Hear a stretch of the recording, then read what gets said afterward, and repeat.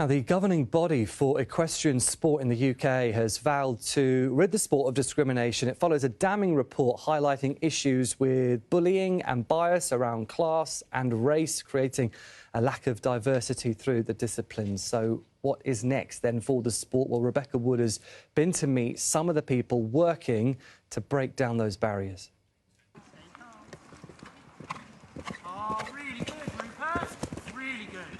Event rider Lydia Haywood has big ambitions. Already competing on the British eventing circuit, she hopes one day she'll be riding at the Olympics.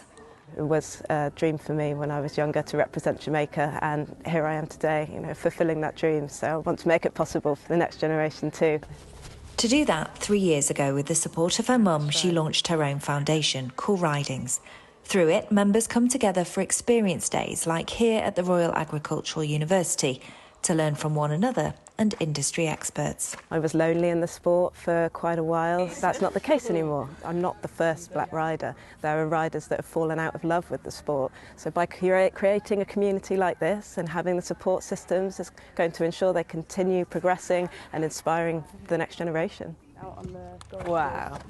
Schemes like this are driving change in the sport, but research from its governing body, British Equestrian, shows more needs to be done. I've had a few people say that I've inspired them to think about doing it more seriously, and I'm absolutely so honoured to be in a position where I can be that. It's one of those things, the research had to be done. Yes, it's taken a long time, but the steps are being done, so I can only focus on the positives rather than the negatives.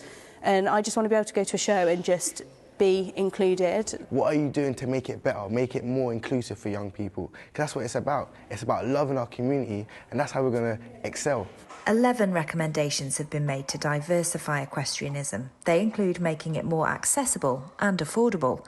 But those already offering that say it's not easy. It's another world to get into. So that's why we put it right on the people's doorsteps here, make it really affordable and subsidise it for everybody and get them started.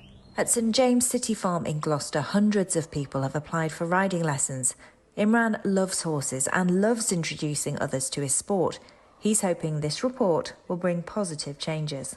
It is a two-way relationship that does need to be expanded. And then the urban riding schools like ourselves, with which there is probably only 4 in the country, they need support because it's really, really hard logistically to keep horses in the middle of the city without proper grazing and everything, so they need support to be able to do that. British equestrians say the research will help them to make meaningful systemic change. Lydia and Imran will be watching closely. Rebecca Wood, BBC News. Yeah, a damning report.